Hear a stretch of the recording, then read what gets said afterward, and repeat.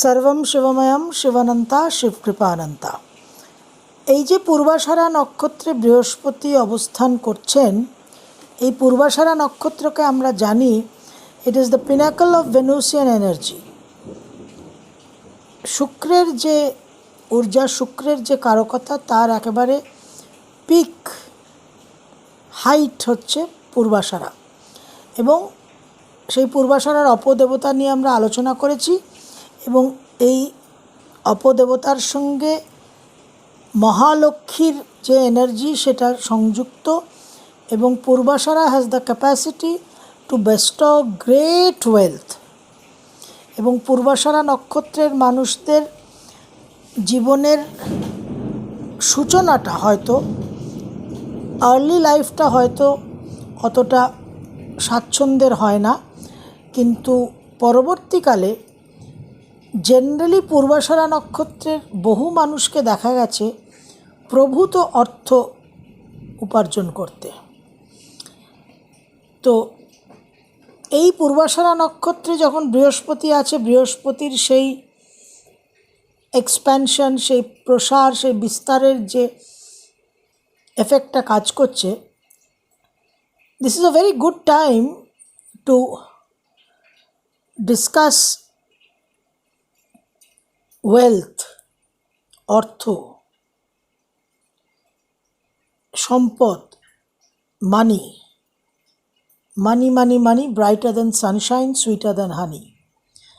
কারণ আমাদের মানব সমাজ এখন মানি ড্রিভেন। মূল্যায়নের জায়গায়, ইভ্যালুয়েশনের জায়গায় মানি হচ্ছে টপ ইন্ডেক্স। যার কাছে অর্থ আছে, যে অর্থবান, যে ধনবান, তার সমাজে সম্মান আছে, স্বীকৃতি আছে এবং সে একটা বিশেষ ক্ষমতা, একটা বিশেষ সুযোগ সুবিধে পেয়ে থাকে এবং তাকে একটা আলাদা মর্যাদা দেওয়া হয়। আগে যেরকম এডুকেশন, শিক্ষা, বিদ্যার একটা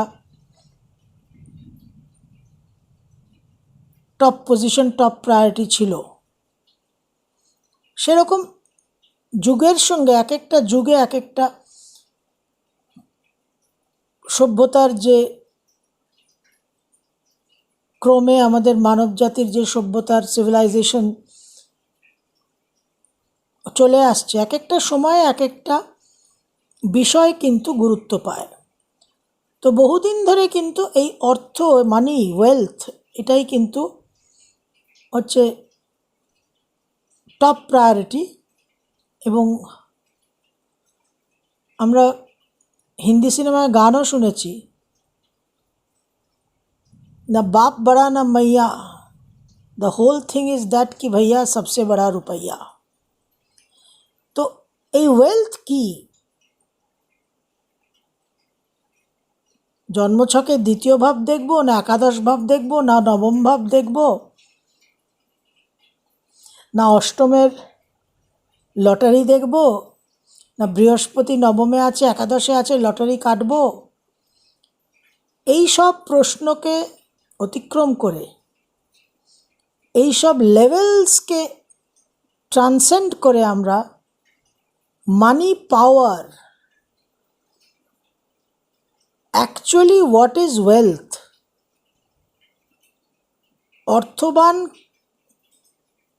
কি করে হয় মানুষ, দ্য সিক্রেট অফ ওয়েলথটা নিয়ে আজকে আমরা আলোচনা শুরু করব।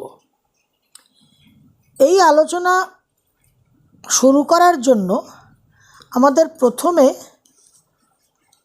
একটু হিস্ট্রি অফ মানিটা আলোচনা করতে হবে। আপনারা জানেন যে যে কোনো বিষয়ই যখন আমরা আলোচনা করি, সেটা কোনো জেনারেল তাত্ত্বিক আলোচনা হোক বা কোনো গ্রহ সঞ্চার হোক বা কোনো গ্রহণ হোক, আমরা কিন্তু ওই সরস্বতী পুজো, লক্ষ্মী পুজোর ঠাকুরমশাইয়ের ওং বিষ্ণু ওং বিষ্ণু ওং বিষ্ণু 20 মিনিটে ইতি, পুজো হয়ে গেল, আমি চললুম, গড ব্লেস ইউ, এই সিস্টেমে কিন্তু আমাদের আলোচনা হয় না। অন্তত 2-3টে ভিডিও তো আমরা করেই থাকি এবং একটু বিশদে আলোচনা হয়। সুপারফিশিয়াল হালকা খেলোস্থূল আলোচনা কিন্তু করার ক্যাপাসিটিটাই আমার নেই, এটা আমার একটা বড় ড্রব্যাক। তো হিস্ট্রি অফ মানিতে আমরা আজকে প্রথম প্রবেশ করি, কারণ এই ইকোনমির দিকটাও খুব ইম্পর্ট্যান্ট। কারণ করোনার কৃপায় আমাদের global economy is in a tailspin. বহু মানুষের কর্মচ্যুতি হয়েছে, বহু মানুষ হাফ স্যালারি 50% কাট, 25% কাট, 2 মাস পরে 1 মাসের স্যালারি পাচ্ছেন। এটা তো বিগ ইস্যু। তো ওয়েলথ কী জিনিস, কেন আমরা আর্থিকভাবে কষ্ট পাই, সমস্যাটা কোথায়? জন্মছকে অনেক কিছু থাকা সত্ত্বেও কিন্তু বহু তুঙ্গস্থ বৃহস্পতি, বহু একাদশী বৃহস্পতির সেই ফাইন্যান্সিয়াল স্টেটাসই নেই। কেন নেই? We will answer those questions from today. তো প্রথম বলছে যে 5000 BC, 5000 BC-তে মেটাল অবজেক্টসের ইন্ট্রোডাকশন হলো অ্যাজ মানি। যে ধাতু দিয়ে তৈরি মুদ্রা, তার প্রচলন শুরু হলো 5000 BC-তে। আচ্ছা, এখানে একটা কথা বলে নিই, যেহেতু হিস্ট্রি অফ মানি আলোচনা করছি, ইতিহাসের যদি আপনারা কোনো দর্শক থাকেন, এতে ব্যাকগ্রাউন্ডে হিস্ট্রি যদি আমার ভুল থাকে প্লিজ কারেক্ট করে দেবেন, because that is very important. তো first known form of currency, সেটা মেসোপটেমিয়ার shekel. First known form of currency হচ্ছে মেসোপটেমিয়ার শেকেল। এবং যে ট্যাক্সাল মিন্ট, যেখানে কারেন্সি তৈরি হয়, আমরা যেরকম জানি কলকাতায় আলিপুরে মিন্ট আছে, তো 650-600 BC এই সময় ওই আর্লিয়েস্ট নোন, যেটা জানা গেছে সবচেয়ে আগের যেটা ট্যাক্সাল মিন্ট, সেটা ছিল এশিয়া মাইনরের লিডিয়া বা আয়োনিয়া। লিডিয়া আয়োনিয়া, যেটা বর্তমানে এখন টার্কি যে জায়গা, যে দেশ, সেখানে স্বর্ণ আর রূপো, গোল্ড অ্যান্ড সিলভার কয়েন্স প্রথম ওই লিডিয়া আয়োনিয়ার যারা গণ্যমান্য সম্ভ্রান্ত এলিটস ছিল, তারা ওই আর্লিয়েস্ট নোন মিন্টস, সেখানে এই gold and silver coins production হতো এবং তারাই ব্যবহার করতেন। আর ক্যাটল, ফর্ম অফ মানিতে ক্যাটলেরও একটা খুব বড় ভূমিকা। গরু, ভেড়া, উট, মানে গবাদি পশু, লাইভ স্টক, এটাও কিন্তু একটা খুব পুরনো প্রাচীন ফর্ম অফ মানি। তারপর যখন কৃষি, অ্যাগ্রিকালচার এলো, with the advent of agriculture, তখন কৃষির আবির্ভাব হলো, চাষের আবির্ভাব হলো, তখন শস্য, গ্রেনস, শাকসবজি, ভেজিটেবলস এবং প্লান্ট প্রোডাক্টস, উদ্ভিদ, এইসব ছিল কারেন্সি। ওই বিনিময় প্রথা, বার্টার সিস্টেম। 13th সেঞ্চুরিতে সেই চায়না বলতেই ভয় করে, 13th সেঞ্চুরিতে চীনের যে সম্রাট, চাইনিজ এম্পারার কুবলাই খান, তিনি প্রথম পেপার মানি শুরু করলেন, নাম দিলেন দ্য চাও। পেপার মানি শুরু করলেন, নাম দিলেন দ্য চাও। ওটাই ওখানে প্রধান মুদ্রা ছিল, ডমিনেন্ট কারেন্সি। এবং মার্কো পোলো, ওই ইটালিয়ান মার্চেন্ট, যখন চায়নায় এসেছিলেন, উনি তো বিস্মিত ওই পেপার মানি দেখে, যে কি এখানে, উনি আশ্চর্য হয়ে গেছিলেন যে টাকা, মুদ্রা, তার কম্পোনেন্টটা হচ্ছে পেপারের মতো একটা সামান্য জিনিস। এই যে এভলিউশনটা, এই যে চেঞ্জটা, পরিবর্তনটা, বিবর্তনটা, এটা ওই গবাদি পশু, লাইভ স্টক, শস্য, সেখান থেকে তার সঙ্গে মেটাল অবজেক্টস, ধাতু, এই করতে করতে কিন্তু আরও অনেক পরিবর্তন হয়েছে মানব সভ্যতার, কোর্স অফ হিউম্যান সিভিলাইজেশনে।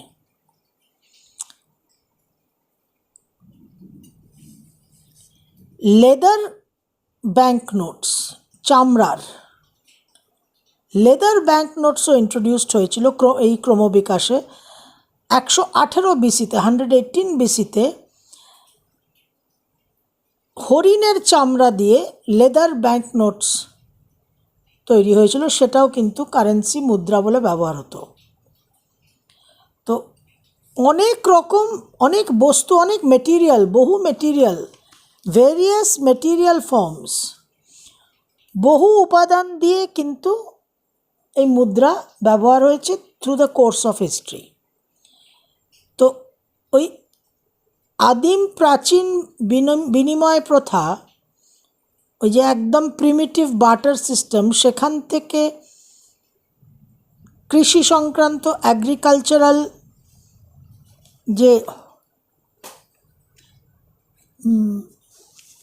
বার্টার, সেখান থেকে এলো কমোডিটি মানি, যেটা পণ্য, অ্যারাউন্ড 3000 বিসি। তারপরে এলো মিন্টেড কয়েন্স, অ্যারাউন্ড ওই 5000 6000 বিসি। তারপরে 118 বিসিতে পেপার মানি, কাগজ। তারপরে এলো ফিয়েট মানি। এই ফিয়েট মানি 1800 এডিতে, 1800 এডিতে এলো, যে সরকার অনুমোদিত গোল্ড স্ট্যান্ডার্ড। আপনারা যারা ইকোনমিক্সের ব্যাকগ্রাউন্ডের লোক, তারা তো এগুলো সবই জানেন। তো এই ফিয়েট মানি কিন্তু 1933-এর যে গ্রেট ডিপ্রেশন হলো, তাতে ফেজড আউট হয়ে গেল। তারপরে ইলেকট্রনিক ট্রান্সফারের সঙ্গে আমরা খুবই পরিচিত এখন। প্লাস্টিক মানি এলো, ক্রেডিট কার্ড, ডেবিট কার্ড। এবং ফাইনালি 2008-এ এলো crypto currency, the famous bitcoin, যেটা নিয়ে তোলপাড় হলো। It was a revolution. Traditional conservative monetary systems প্রচুর প্রতিবাদ করলো, অ্যাকসেপ্ট করলো না। অনেক জায়গায় অনেক কন্ট্রোভার্সি, বিতর্ক হলো, এবং সেটা নিয়ে এখনও প্রচুর বিতর্ক চলছে। তো এইভাবে হিস্ট্রি অফ মানি যে ক্রমবিকাশ হয়েছে, তাতে কমোডিটিটা, মুদ্রাটা কখনো ধাতু, মেটাল ইজ মানি, কখনো cow, sheep, camel, cattle is money, কখনো সিলভার, গোল্ড ইজ মানি, কখনো ডিয়ার স্কিন ইজ মানি, কখনো পেপার ইজ মানি, কখনো প্লাস্টিক ইজ মানি, কখনো কম্পিউটার কোড ইজ মানি। তাহলে থ্রু আউট হিস্ট্রি আমরা কি লক্ষ্য করছি? আমরা লক্ষ্য করছি যে ডিফারেন্ট ফর্মস, মানিটা, অর্থটা বিভিন্ন রূপ ধারণ করেছে, বিভিন্ন আকৃতি, বিভিন্ন বস্তু, দ্রব্য, মেটেরিয়াল অবজেক্টস, টোকেন্স। এক একটা বস্তুকে অর্থ প্রদান করা হয়েছে, ভ্যালু দেওয়া হয়েছে, ভ্যালু হ্যাজ বিন গিভেন। কখনো পশুকে, কখনো স্বর্ণকে, কখনো রূপোকে, কখনো চামড়াকে, কখনো কাগজকে, কখনো প্লাস্টিককে। তাহলে এটা স্বাভাবিকভাবে, খুব লজিক্যালি, খুব যুক্তিসঙ্গতভাবে বলা যায় যে কোনোটাই তাহলে স্থায়ী অর্থ নয়। None of this can be called permanent money. আজকে যদি আপনি একটা ছাগল বা উট বা গরু নিয়ে বাজারে যান, গিয়ে মুদির দোকানে মুদিওয়ালাকে বলেন যে এই নাও আমার ছাগলটা, আমাকে 50 কিলো চাল দাও বা 100 কিলো চাল দাও, সে তো সঙ্গে সঙ্গে ওয়ার্ড অফিসে ফোন করে আপনাকে হোম কোয়ারেন্টাইনে পাঠিয়ে দেবে বা স্বাস্থ্য দপ্তরের কোয়ারেন্টাইন সেন্টারে পাঠিয়ে দেবে যে করোনা হয়ে মাথা খারাপ হয়ে গেছে। কিন্তু একটা সময় তো ছিল যখন উট, ভেড়া, গরু, এদের সাংঘাতিক মূল্য ছিল, এটাই ছিল কারেন্সি। একটা সময় তো ছিল যখন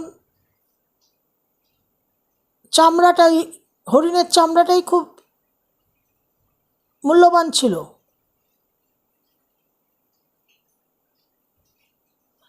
gold and silver coins, gold and silver কয়েন্সের ভ্যালু এখনও আছে, কিন্তু it is not in currency. এখন গোল্ড আর সিলভার কয়েন নিয়ে যদি আপনি কোনো দোকানে যান কিছু ক্রয় করতে, তাহলে তারা তো এনফোর্সমেন্ট ডাইরেক্টরকে ফোন করবে, করে সোজা আপনি লোকাল থানায়, এবং তারপর সিবিআইয়ের জেরা হবে।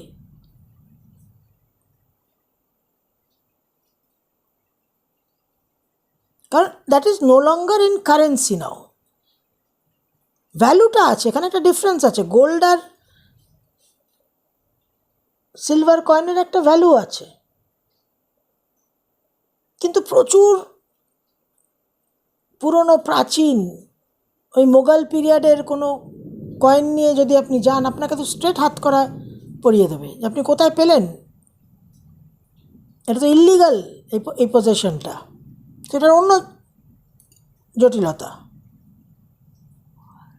এখন পেপার মানি, প্লাস্টিক মানি, ইলেকট্রনিক ট্রান্সফার, আর কিছুদিন ক্রিপ্টোকারেন্সি ছিল বিটকয়েন। তাহলে এটা আমরা বলতে পারি যে none of this is actually money. এগুলো সব টোকেন, এগুলো সব অর্থের প্রতীক, they are symbols of money. None of this is money itself. এদের কোনোটাকেই আমরা অ্যাকচুয়ালি অর্থ বলতে পারি না। দে আর ফিজিক্যাল, ভৌতিক, স্থূল বস্তু, কিন্তু সেটা যে অর্থ, তার যে ভ্যালুটা, সেটা তো চেঞ্জ করছে। বিভিন্ন সময় বিভিন্ন বস্তু অর্থ হয়ে যাচ্ছে, ধন সম্পদ হয়ে যাচ্ছে। একটা সময় যেরকম এই যে বিনোদন, এন্টারটেনমেন্টের জগৎ যদি দেখেন, তাহলে যাত্রা খুব বড় একটা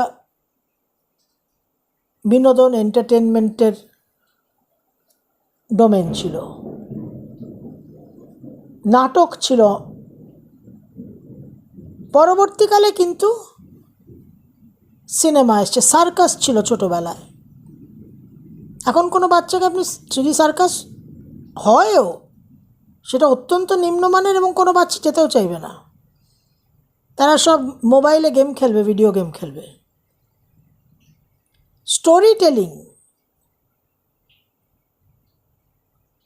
স্টোরি টেলিংটা তো ওই আগুনের চারপাশে বসে বরিষ্ঠরা, প্রবীণরা যে নানান রকম গল্প বলতেন, সেখান থেকেই তো ট্র্যাডিশন, পরম্পরা বহন হয়ে আসতো। পটচিত্র, কেভ পেন্টিংস, সেই প্রাচীন যুগের গুহায় যে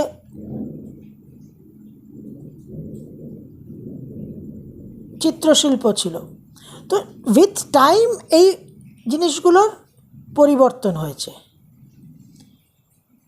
তাহলে ফিজিক্যাল অবজেক্টস, ভৌতিক দ্রব্য, এরা এখানে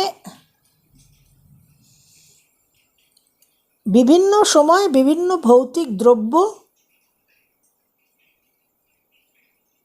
ভ্যালু, মূল্য প্রাপ্ত হয়েছে, আবার সময়ের সাথে সাথে তাদের মূল্যটা তাদের কাছ থেকে কেড়ে নেওয়া হয়েছে। তো সবই হচ্ছে টোকেন অফ মানি, কিন্তু আসলে কিন্তু এগুলো কোনোটাই অ্যাকচুয়াল রিয়েল মানি নয়। যেরকম সংখ্যা কিন্তু একটা ধারণা, এটা তো নোশনাল ভ্যালু, এটা মনে অবস্থান করে। ফিজিক্যালি যদি সংখ্যাকে বাস্তবে ইন্দ্রিয়গ্রাহ্যভাবে ফিজিক্যালি যদি অনুভব করতে হয়, বুঝতে হয়, তখন সবসময়ই একটা কোনো বস্তু, একটা অবজেক্ট লাগবে। 2, 3, 4, 1, 2, 3, 4, 5, 6, 7, 8 যে সংখ্যাই হোক না কেন, সংখ্যাটা যখন বুঝতে হবে তখন কোনো ফিজিক্যাল অবজেক্ট লাগবে। যে কারণে বাচ্চাদের যখন ওই মন্টেসরি কিন্ডারগার্টেনের নাম্বার শেখানো হয়, তখন অবজেক্টস দিয়ে শেখানো হয়। শেখবার পরে মনের মধ্যে ধারণাটা যখন গেঁথে গেল, ইমপ্রেশনটা এমবেডেড হয়ে গেল, তখন আমি জানি 2 কি 3 কি এক একটা সংখ্যার ভ্যালু কী। কিন্তু এই যে নাম্বার, সংখ্যাকে আমি কখনো হাতে ধরতে পারবো না, সেটা ইন্দ্রিয়গ্রাহ্য নয়। I can hold number of objects, আমি সেই সংখ্যার বস্তুকে হাতে ধরতে পারবো, কিন্তু সংখ্যাটাকে আমি কোনোদিন হাতে ধরতে পারবো না, ট্যাঞ্জেবল নয়। তাহলে টোকেন অফ মানিকে আমি হাতে ধরতে পারি, ঠিক সেই রকমভাবে নাম্বারকে যেরকম আমি হাতে ধরতে পারবো না, নাম্বার অফ অবজেক্টসকে আমি হাতে ধরতে পারি, সেরকম মানি, ওয়েলথ, ধন সম্পদ, ঐশ্বর্যকে আমি কখনো হাতে ধরতে পারবো না। আমি token of money, token of wealth, token of রিচেসকে আমি হাতে ধরতে পারি। এখান থেকে শুরু হবে আমাদের অর্থ সম্পদ সম্পর্কীয় যে গূঢ় প্রগাঢ় তত্ত্ব আলোচনা, the deeper understanding of wealth, the real understanding of wealth, এবং যে জায়গা থেকে আমরা ওয়েলথ, অর্থের অরিজিনে পৌঁছবো, উৎসে পৌঁছবো, যেখানে আমরা জানব what is wealth in reality, আসলে অর্থ কী। যে অর্থ লাইক ক্রিয়েটিভিটি, সৃজনশীলতা, এই যে ক্রিয়েটিভ পাওয়ারের মতো অর্থও একটা power, and it is nothing but a divine power, যেটা একটা পাওয়ার অফ ফোর্স কনসিয়াসনেস, যেটা ডিভাইন পাওয়ার, এটা একটা হায়ার রেলমের, হায়ার ডাইমেনশনের পাওয়ার, এবং সেটাকে আমরা অর্জন করতে পারি, সেটাকে আমরা পেতে পারি, কি করে পাবো, the whole concept of money as a power, সেই জায়গায় কিন্তু আমরা এখান থেকে এবার প্রবেশ করব। সেটা আগামী আলোচনায় আমরা সেই বিশদ বিশ্লেষণে প্রবেশ করব। আশা করি আজকে এই মানির হিস্ট্রি অফ মানিটা দিয়ে, মানি যে একটা পাওয়ার, কখনোই যে সেটা আমরা ইন্দ্রিয়গ্রাহ্যভাবে ট্যাঞ্জেবলি অনুভব করতে পারি না, সেটা আমরা আজকে বুঝতে পেরেছি। সর্বম শিবময়ম শিবানন্তা শিবকৃপা অনন্তা।